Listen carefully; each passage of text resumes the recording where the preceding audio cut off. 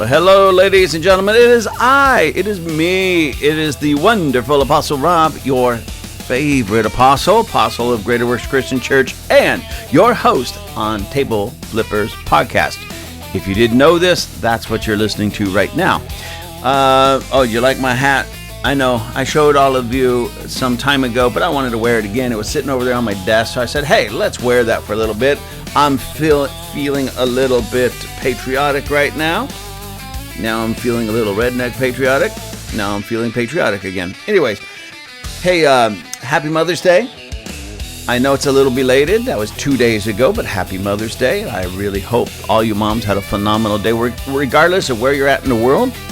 I hope you had a phenomenal day, and all of you, I almost said all of you who have a mom. Everybody has a mom. Even if your mom, like my mom, is no longer with us, you can still respect and honor your mom on this day. Remember her, honor her in some way. But if your mom is here alive on this planet, I certainly hope you made her day very, very, very, very special. Because, not to outdo anybody, but I'm going to outdo most everybody. Not just me only, but my church, my organizations, the people that we work with. We are working right now on taking California back. Now you say, what does that have to do with Mother's Day? Well, on Mother's Day, this just past Sunday, 2 days ago, we had what we called the the Golden Ticket VIP dinner. And we had some, and I'll talk about that in a minute. We had some very high-ranking, very important candidates that are running in California to take California back. You say again, what does that have to do with Mother's Day? Well, we did this VIP dinner and rally on Mother's Day. That was the only time we could really coordinate everybody together. So on Mother's Day. And so that was a Mother's Day, a direct Mother's Day gift to the people, the moms that showed up and the people that brought their moms or their wives. But beyond that, when we take California back, dismantle this lunacy in California that makes it too expensive and unsafe to raise children.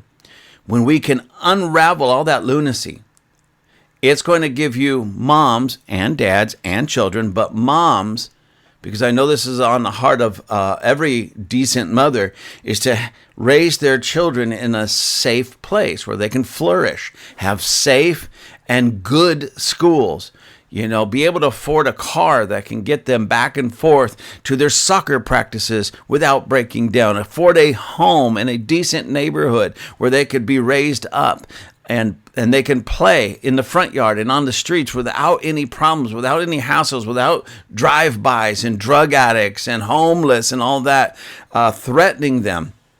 So what we are doing is doing our best to take California back so that in a very profound way, in a very real way, we can turn around to the moms and say, here's this gift. Happy Mother's Day. A safe and whole California. Not like it has been, but a safe California for you, your family, your children. So we're working on it. So the gift has already started. And I pray to God that we can finish the gift completely and hand all you moms and dads, but you moms, a safe California to raise your children in. So I want to talk to you a little bit about that, because as I hold in my hand, and I will put it up there, I figured this out.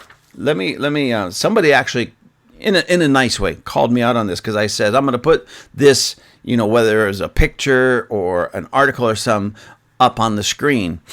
Well, I said that a couple times, and then I realized, well, wait a minute. I better make sure that I can do it legally. I don't want to break any laws. I don't want to be doing something illegal or wrong. And so I had to go and research it. And turns out that I can. I just have to do it in a legal manner. So I apologize for saying and not producing.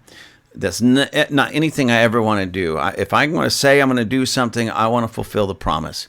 You know, so with this, I will put these things up here. I already have them up and ready to go. So again, we called this. This was the AV, that stands for Antelope Valley, AV Congress of Republicans cordially invites you to the Golden Ticket Mother's Day celebration, a gathering of patriots. A gathering of patriots. And it's here in the Antelope Valley, more specifically at my church in Lancaster, California. It was a VIP dinner, of course, on May 10th. And so the people that were invited as our VIP guests, Steve Hilton was with us. He's running for governor, and he's the front runner right now. Gloria Romero, don't know why I couldn't say that. Gloria Romero, she's running for lieutenant governor. And the reason this is called the Golden Ticket is they're all working together to get one another not just elected, but working with one another, coming up with plans. Even now, the elections aren't here. They're not in those seats. They're not in those offices yet, but they're working on plans, and they're great plans. What I heard, I was so encouraged because California, not quite yet. We get them in, and we're heading in the right direction. We are certainly heading in the right direction, but we need good people in there. And right now, there's several people running that I honestly, I really, maybe we'll talk about that in a moment, but I just don't understand how they're getting, so high in the polls. It's just more of what we've had, more of what destroyed California, more of what made this state, this beautiful state, so expensive and so dangerous. And people are going, yeah, we want more of that. I mean, that's ridiculous. And I say, no, we're going to give Steve Hilton and the Golden Ticket a shot, because they really have some plans, some strategy, blueprint on how to get California back on track. And if we get California on track, all of America gets on track. So two more. There's Michael Gates. He's running for Attorney General. This guy, all of them were spectacular, but Michael Gates, some of the things that he was just saying that he's already been able to accomplish here in California at the city levels and county levels, I want that in the state level. He's been able to accomplish, like check this one out. He has this profound, novel idea that I don't know if I've ever heard this before, especially in California.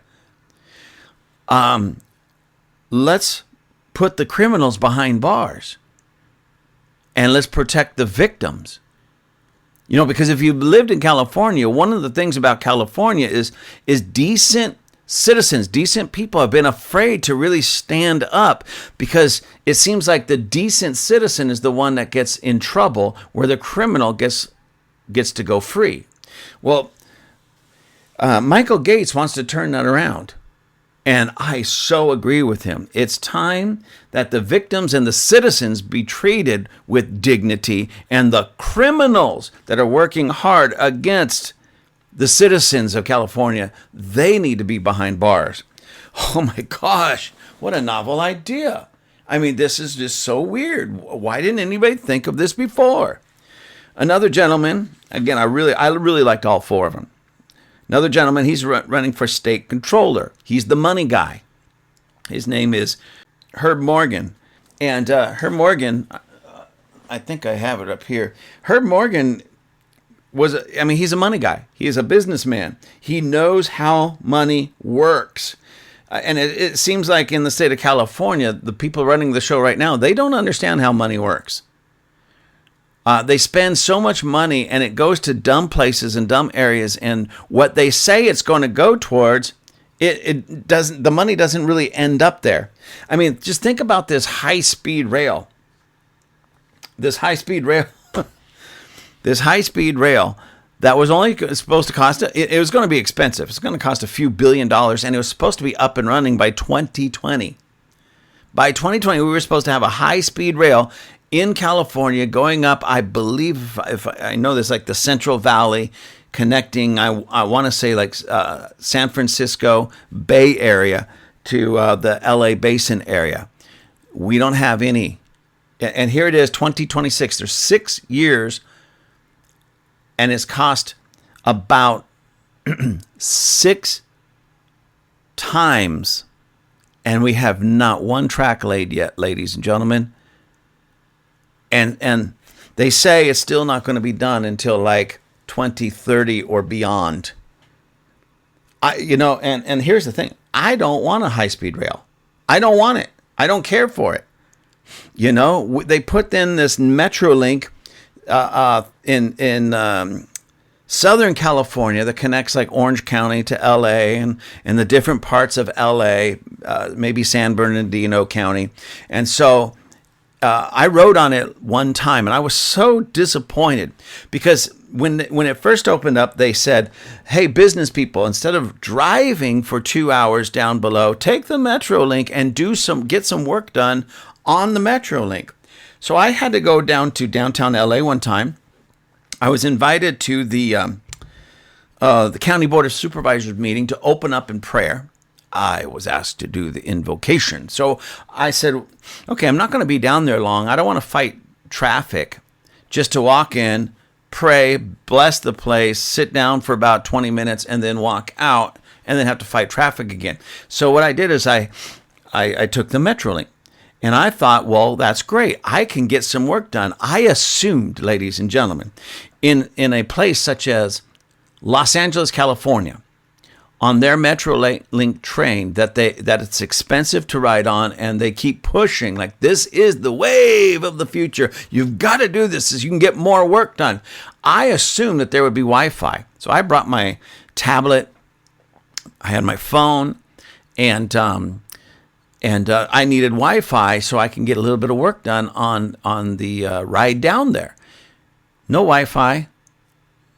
And it was dirty. The seats were dirty. The cars were dirty. The people that ran the whole thing were very, very rude. And that was early on. So I haven't taken it since. I'd rather just fight the traffic now. I can listen to my music. I can have my AC where I want it. It's clean. And if it's dirty, that's my problem. And I can, anyways. Now it's a place where criminals hang out. They've had so much crime on these MetroLink trains that they don't know what to do with it. People have been even killed on the MetroLink, robbed and killed. And you would think they're on a train. They can't just jump off of this train. They're on there. How is it that somebody can get on there, sit down there, rob all the people? What is this, like the Wild Wild West? Or is this like Knott's Berry Farm or something like that? Come on. And so people are not wanting to take it. Why?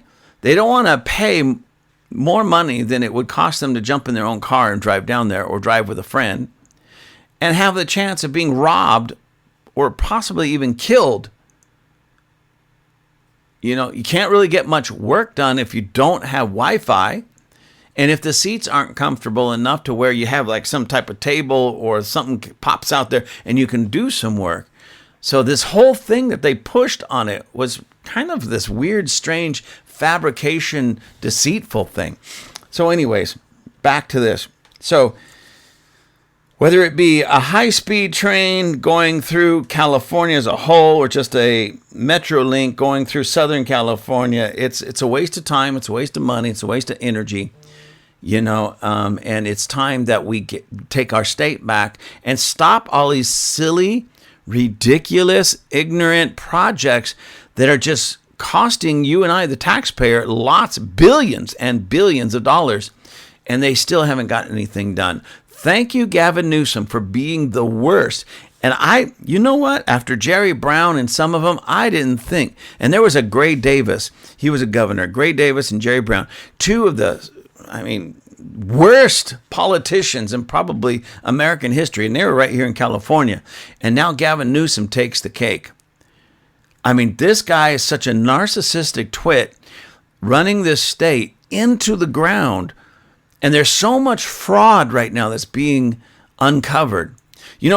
Democrats, you honestly, if you voted for Let's go back to Gray Davis, Jerry Brown.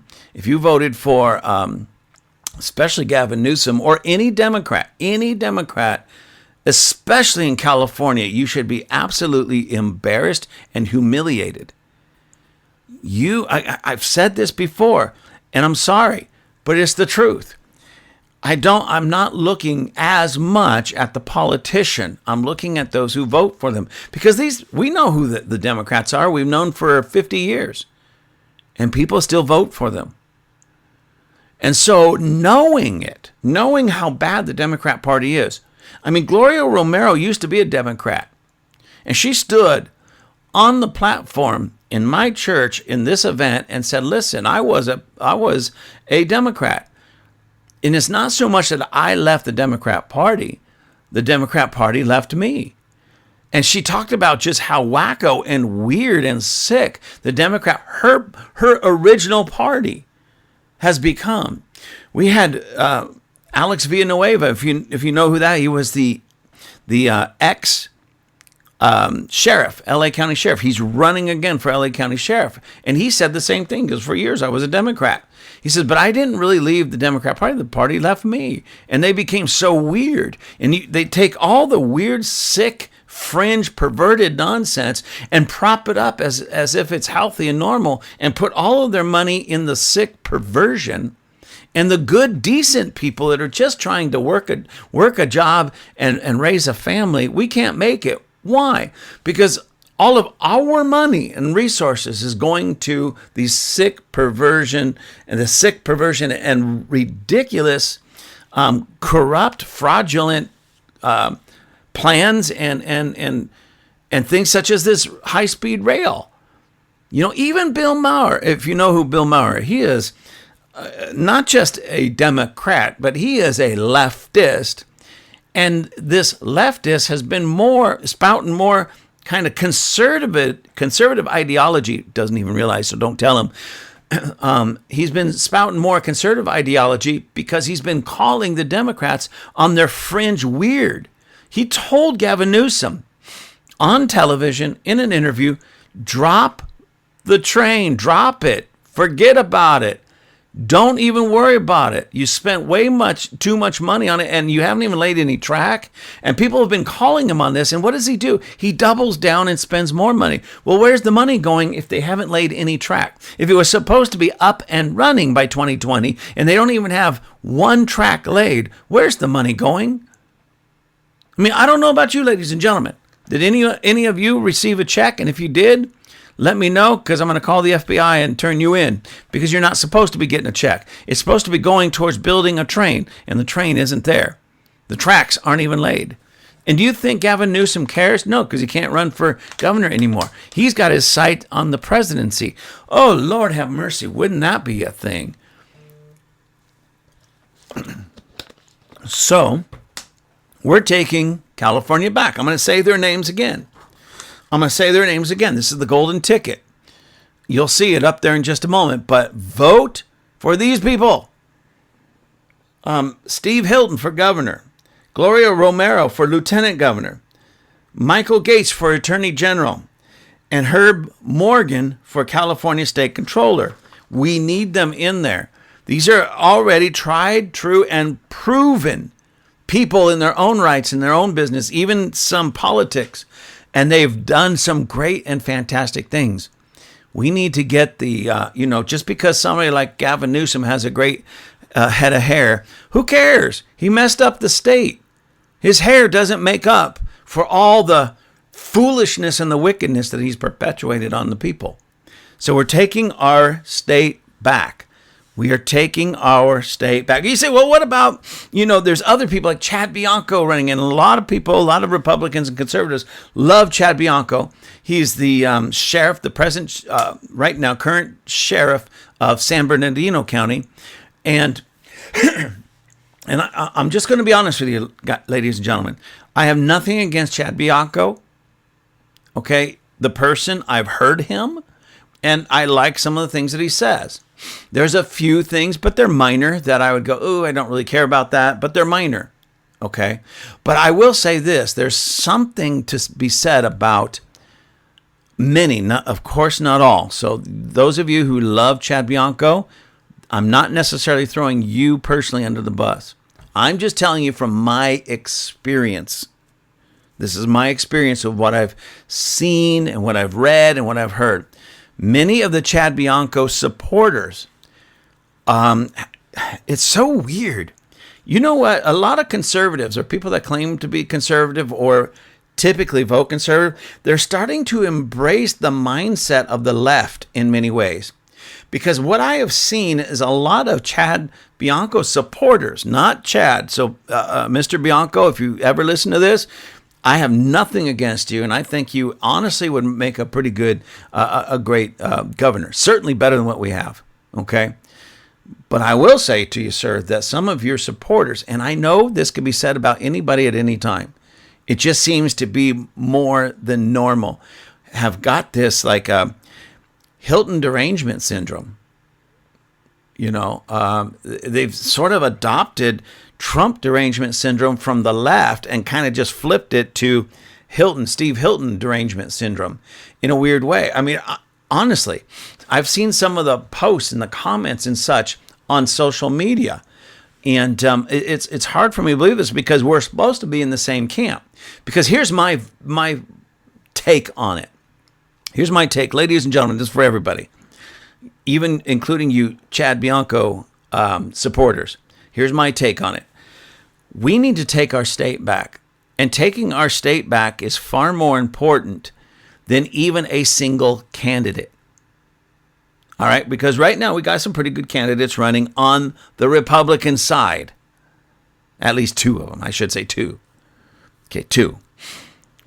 But we have to be honest with ourselves. You see, one of the things that conservatives fail at almost every election, and miserably, is we don't really have much or work out a real strategy to win.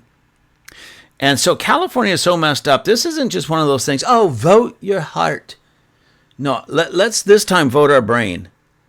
Okay, we have to ask ourselves some questions. Who running on the Republican side is the most electable?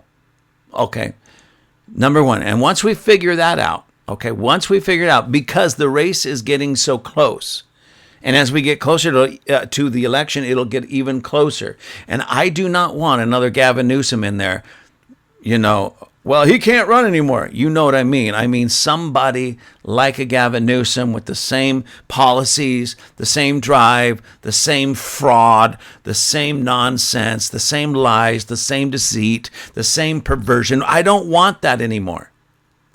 And I don't think anybody, especially the conservatives, want that. Only perverts and only the perverts want what we've been having all along. I'm being honest with you. So, again, who's the most electable? Number one, who is the most electable? Okay? We all need to get behind that one candidate and push that one candidate to victory. Not split up our vote 2 different ways, 5 different ways, 10 different ways, voting for other candidates just because they're our personal favorite, and saying, well, I voted my heart and that's my personal favorite. Yeah, you can do that. This is the United States of America. Vote for who you want. I totally agree with that. But there sometimes comes a time when you have to put your own personal viewpoints behind you for a moment and stand up for the greater good. And what is the greater good in this? We need a decent, as close to the full conservative candidate as possible. And I'm just going to be honest with you, ladies and gentlemen. Right now, it looks like Steve Hilton is the only conservative candidate that really has a chance to win. Now, don't get me wrong. You know how things go. The closer we get, things can shift, things can move, and all of that. But as it sits right now, Steve Hilton is the guy that's going to win if we all get behind him and push him and help him to victory. Not split up the vote 2 ways, 3 ways, 10 ways, or whatever. Let the Democrats do that. let their votes be so split up, and so that we can go to victory. So what am I saying? Now I personally like Steve Hilton a lot. I got to speak to him personally this last Sunday. Personally, we had a private conversation personally, and he's very, he seems, I should say, very, very, very genuine. And I got to speak very little bit, but momentarily to Chad Bianco, and I will say he seemed very sincere as well. But again, let's just be honest with it. Just put everything aside about who's our favorite, who's not our favorite. What's the alternative? Getting in another Gavin Newsom? Some smooth talking, fraudulent pervert? I don't want that. I really don't want that. And listen, right now, as it is, if Chad Bianco was out ahead and I say he's the front runner, he has the greatest chance of winning, then I'd be sitting here telling us we all need to get behind Chad Bianco. We need to work a strategy, ladies and gentlemen.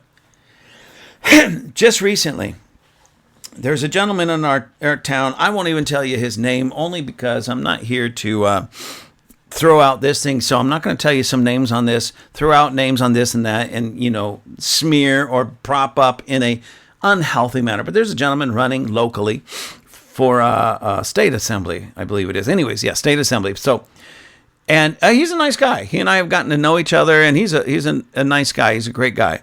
But there's some that don't like him. We all kind of run in these similar or same circles for the most part. And even in those circles, there's somebody that doesn't, at least one person, a few, but one that really doesn't like him. And we were having a meeting here at the church, on church grounds.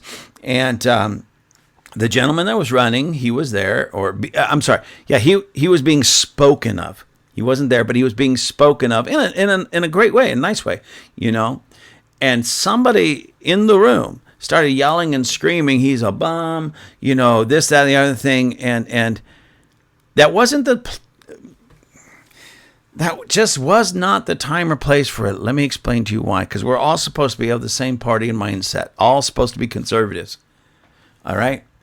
And so afterwards, me and another gentleman was talking about how ridiculous that was, the outburst and everything. And the question I had for this other gentleman, it was a rhetorical question, ladies and gentlemen, but nonetheless, a question was, what's the alternative? Okay, so he doesn't like this guy for some personal reasons, ladies and gentlemen, to the point that he's going to disrupt a meeting, and really make a fool of himself, and mostly personal. Okay, so what is the alternative? What's the alternative? If we don't put this guy, who is literally the most conservative person running in this particular race, what is the alternative?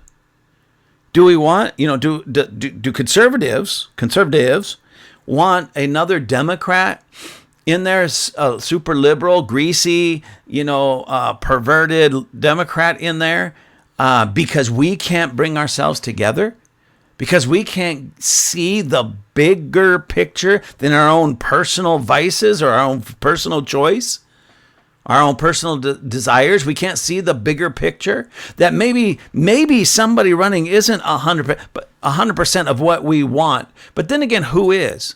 I mean, honestly, who is? Who is that? Can anybody name a candidate that has run, especially one that is 100% of what, the voter wanted? I would say no. And if somebody says, oh, yeah, it's this person, I say, well, then you're delusional, because nobody is 100%.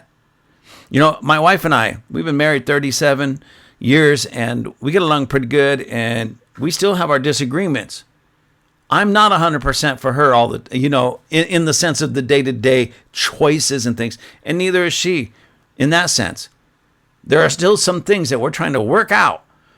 So if that happens with a couple after 37 years of marriage, how much more a candidate that maybe, just maybe, we've never even sat in the room and talked to, But come on, conservatives, Republicans, we have to start thinking, using our brain more than our hearts when we elect our representatives. Also, here's another thing, and I know the left started this, but let's use their tactic against them. Ballot harvesting. You know, it used to be that you couldn't do that. You had to do your own ballot. You had to turn it in. You had to fill it. You actually went one day, paper, you go up there and you do it, and then drop it in the little box, and you walk out, and you get this little sticker that says, I voted. Great. You know, so those days, at least right now, are gone. I know we're trying to get back to that, but those days are gone. So you have mail-in ballots and all these types of carry-in ballots and things like that. And then they have what they call ballot harvesting, where one person can literally go in their neighborhood and collect the ballots. So ladies and gentlemen, why aren't we doing that more and more and more? I know some groups are on both sides, but why aren't the conservatives doing that? You see, we get so headstrong. Well, it shouldn't be like that. That should be illegal. It should be, but it's not. So let's use the left's tactic against them legally. You know, start collecting some ballots. Do you guys know of any, like, I don't know, maybe convalescent hospitals or what we typically would call an old folks home? A lot of those people don't get out, and a lot of those people don't drive. What if you contacted that old folks home or walked in the door and said, listen, by this time, maybe tomorrow or next week or whenever, I'm going to come here and collect all the ballots of everybody that wants to vote. So vote, you know, have them fill out the ballot. I will be here to collect them, to harvest them and take them in myself. Why can't you do that, ladies and gentlemen? Oh, because we're conservatives and we don't do that because we want everything our way right now. I mean, don't get me wrong. I want it right now too, but it doesn't work that way. And if I have to give up a vote, listen, if I have to give up a vote for the person I really want in, but I know he has no chance of getting in, so I'm gonna vote for the closest thing to a conservative, you know, that's running, then I'm gonna do that because I want to go from 0 to 100 right now with one vote. I want to get absolutely everything I want and everything I feel we need in one vote. But it doesn't always work that way. So if the candidate that is most likely to win on the conservative side is only 50% of what I want, isn't 50% better than 0? Isn't 50% better than going back into the negative with another Democrat? Ladies and gentlemen, we gotta face this more strategically and smarter. And that's the one thing. The conservative group is the most brilliant group, but we're also the most stubborn group. Like, if I don't get everything I want, I don't want anything at all. So just hand it to the Democrats, who are bringing hell into places like California, Los Angeles, and we've seen it even on the national level with other presidents and such. We have to start thinking about this and using our brains more than our hearts. Instead of yelling and shouting that this guy's a bum, I'm not going to vote for him, don't vote for him. Well, the guy that this gentleman is pushing, honestly, he might be a phenomenal guy, but he's no chance of winning. I'm sorry, but it's just the truth. He has no chance of winning, this guy that he's pushing. And then there's another guy that you talk about flip-flop. Years ago, he was a Republican. He switched to Democrat and ran and then won. And then he lost in the next go-around. Now he's a Republican again, running as a Republican. Come on, who wants that? Who wants a flip-flopper? Who wants somebody that can't even figure out who they are, what they believe, what they're going to do? We don't need that. And these are the type of people that will get in if we don't get smarter with our vote. You know, it's like the people that hated Trump, the no-Trumpers, and from the conservative side, and refused to vote for him. Well, what was the alternative? Kamala? Oy. Anyways, so when I say we're taking our state back, this is, I just want to give you an idea with this, with our gas prices, because a lot of people right now are blaming Trump. You know, like our high gas prices are Trump's fault. Did you know ladies and gentlemen, I believe it's Oklahoma, is the lowest gas. I just looked this up a few minutes ago. The lowest gas in the United States at $3, and I want to say something like 89 cents. It was lower than $4, $3, and that's expensive. That's too expensive. I agree with this. And yes, the war with Iran is having an effect on our gas prices. But here in California, I looked it up, ladies and gentlemen. Do you know what the average price of gas in California? If you live in California, you know you've been paying a lot. But the average price in California for regular gasoline to fuel your car is $6.16. Average. Some places are higher, some places a little bit lower, but $6.16 for regular gasoline. The mid-range gasoline, $6.37. Premium, $6.57. Now, again, these are averages. And for diesel, man, I'm so sorry for these truck drivers. I feel for them. $7.45 for diesel in the state of California. Now, you can't blame all of that on Trump. And I know people like Stiers, the Democrat who's running, is trying to gaslight people and deceive them into blaming Trump for our high gas prices. And they're trying to throw Trump under the bus. And Trump can't run again. Ladies and gentlemen, he can't run again. Trump derangement is a real thing.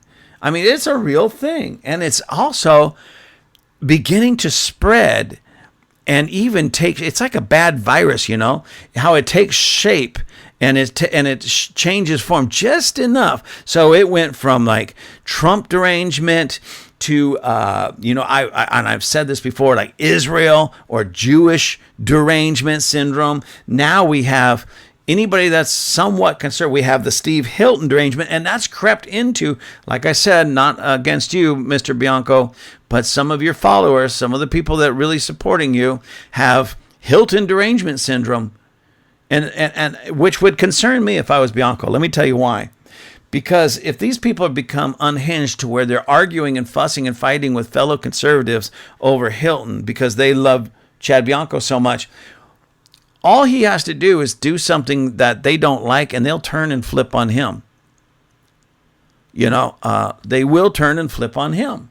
That's the way these people are. They don't care who they hate. There's just hatred in them. And that hatred causes them to be deranged in their thinking, where, again, they can't think with their brain cells. They think with their heart, and their heart is messed up. Anyways, so $6.16 for regular. I'm going to just take that number right there, $6.16 for regular. Now, here's one of the reasons why. And I'm going to pull out my calculator to show you this. $6.16 is the average for regular, the cheap gas, okay? $6.16. There's a California fuel tax. California fuel tax on each gallon of gasoline sold in California. And that's 61 cents. There's also a minimum of a sales tax. So they have the fuel tax and the sales tax that they put on gasoline. And that is a minimum of 10 cents. Whoops.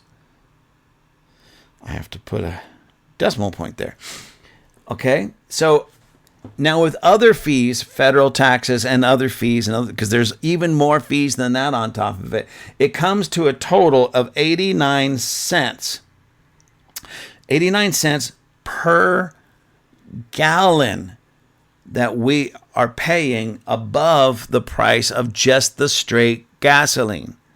Okay, so at 89 cents, that would make it, if they took off all the taxes and all the fees, and you just went and bought the gas, just the gas in California, it would be at $5.27, still way too high. But 89 cents. So when you go fill up your tank, each gallon, if you put 10 gallons into your car, that's $8.90 that is going elsewhere. than just the gasoline that you just paid. Okay. Now, another reason why, so we're looking at just what did I say, 27 a gallon, just for the gasoline itself. Okay, $5.27. So the reason why it's even $5.27, if we could just get the gasoline itself, just the gasoline itself, is because in California, there's so many rules and regulations that the Democrats have put on there, environmentalist nonsense and all of that, that most of our gas that we buy in California, that you put into your car, comes from such places as Iraq. So I want you to say, and it's supposed to be a cleaner burning formula of gasoline. And it's not really produced here much in the United States, especially in California. So they have to bring it in, import it from Iraq, places like Iraq. Well, how does it get here? On these super tankers. Super tankers bringing the oil and the gas here because of all of our restrictions. We can't use our own, which drives the cost up. And they say, well, we're willing to pay a little bit more to have cleaner air. I want you to think about this, ladies and gentlemen. Hey, Democrats, I want you to think about this because, again, stop voting with your heart and start voting with your head. Start voting with the brain cells between your ears and not the heart that I'm not even sure is beating anymore. But nonetheless, start voting with your head, not your heart. Why do I say that? So we can have cleaner air. We want cleaner gas in California. That's what they tell us. We need cleaner gas so we have cleaner air. So we're shutting down, California is shutting down a lot of its refineries. And instead of piping this oil and gasoline in gas and pipelines to our refineries and refining it here, they're going to put it on a tanker, a huge ship on the ocean. And it doesn't take lots of ships from such places as Iraq. And they're going to ship it in on these super tankers that are spewing out black smoke. They're filling the air, the atmosphere with black smoke, with all that dirty carbon, leaving a huge carbon footprint. Or I guess it's on the ocean, so it wouldn't be really a footprint, but you get what I mean. The carbon on the ocean, just to get the oil and the gasoline here to California, instead of just taking care of it here, which would be a lot cheaper. A lot cheaper. Even if they made that type of formula that burns cleaner, it would still be a lot cheaper. My point is, because of Democrat policies that just don't make sense. To you bleeding heart liberals, it feels good. Oh my gosh. Makes me want to go hug a tree. It makes me want to hug a tree and say, I'm with you. I'm for you. And you have clean air to breathe. Ladies and gentlemen, it is the most ridiculous thing, even under the guise of clean air. Why? Because those super tankers that bring the oil here and the gasoline here from places such as Iraq are spewing out garbage fumes worse than any one of our cars can do. Any one or 1,000 cars could do. It would be better, easier, much cheaper to produce our own gasoline here, right here in California. But no, because we have to do something that is not good, but it feels good. Oh, ladies and gentlemen, we got to, all of us, conservatives, Democrats, we've got to get out of our emotions and into our intellect. That's why I say, conservatives, who is the most electable in this California state governor race? I'm telling you, whether you like it or not, Hilton, Steve Hilton. Let's all get behind Steve Hilton and make this happen. And because he's running with this golden ticket and they're already working together, already planning, already getting together and formulating strategies and policies. Let's elect as Lieutenant Governor Gloria Romero. Let's elect as Attorney General Michael Gates. Let's elect as California State Controller Herb Morgan. And together, as they work together, we can get California back. But if we don't stop the infighting, if we don't stop the arguing, if we don't stop the yelling and the screaming, if we don't stop putting one another down, you know what? We're going to end up with another Gavin Newsom. And then some will just sit back all smug and cocky and arrogant. Well, at least we didn't get this other guy in. I don't know. Sometimes I think that, and I'm going to speak to conservatives on this, sometimes we act more like little children, little 5-year-olds in the toy box or in the sandbox than we do actually grown adults who care about our own lives, our own children, their future, our state, and its future. Sometimes we're too busy kicking sand at one another, trying to steal the other person's toy, instead of just getting together and say, listen, there's something bigger, something far more important than if I can steal your Hot Wheel, or if the teacher calls me by name. Oy, let's stop acting like kindergartners. Let's start thinking. Who is on the conservative side the most electable? Who's leading in the polls? Who's the most electable? Well, right now, it's Steve Hilton. Are you going to stand behind him? Are you going to get behind him? You say, well, we can't walk away from Chad Bianco, Mr. Bianco. I'm going to just throw this out to you. Hopefully you'll listen to this. Hopefully you'll hear this. But what are you going to do? I mean, let's face it. Let's just be honest. Again, I've already said, I'll say it again. I think you would make a great governor. But at this point, the numbers just aren't there.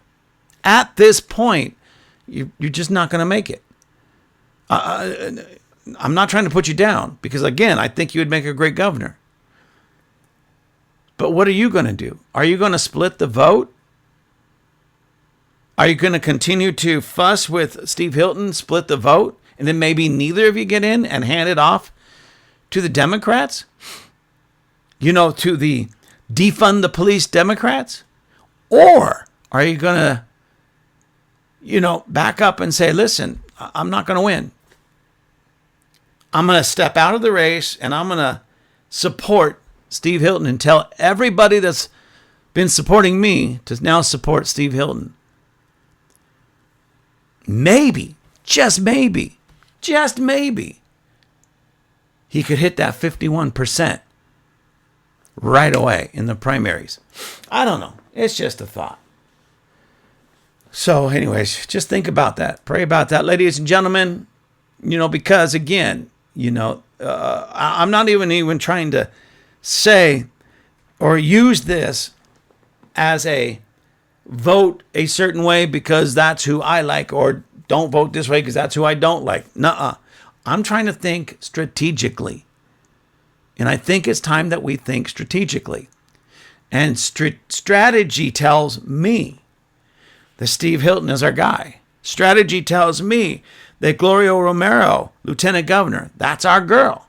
Strategy tells me that Michael Gates for Attorney General, that's our guy. And strategy tells me that Herb Morgan is our guy for California State Controller. And that team together can really make a powerful difference and do some great things here in the state of California, because we've got to take California back. And moms, back to Mother's Day, we are doing our best to give you the greatest Mother's Day gift you can ever receive. That's a safe, not just a safe street, but a safe home, safe street, neighborhood, a safe city, a safe county, and a safe state. Not just safe where you don't have to worry about crime, but affordable and safe with great schools that aren't going to pervert your kids' minds, but teach them and raise them up so that California can be number one again, not just in the United States of America, but on the face of the planet. And your kids can excel so that you can be proud of them, not just now, but all the days of their life, where you don't have to worry about them so much falling into drug addiction or be having their brains perverted with the LGBT nonsense. But they can grow up healthy and whole and safe, where there's opportunity for them to do great things in their future. Yeah, we want to give you the best Mother's Day gift possible. So I'm asking you, let's think strategically, not here. Can you see that? Not here. Here. Not with our heart, but with our head. And if we do that, our heads will tell us, let's think strategically. Which conservative has the best chance of winning? Steve Hilton. So let's vote Steve Hilton. Anyways, I know I had a lot more to say. I really didn't want to focus on a lot of those things, but I did. So it must be needed. So my prayers for all of you, all of California, and the Golden Ticket team is that God's will prevail. Now, God's will, we'll explain that some other time. But God's going to prevail. We're going to prevail. And we're going to take California back. Make California golden again. God bless you all.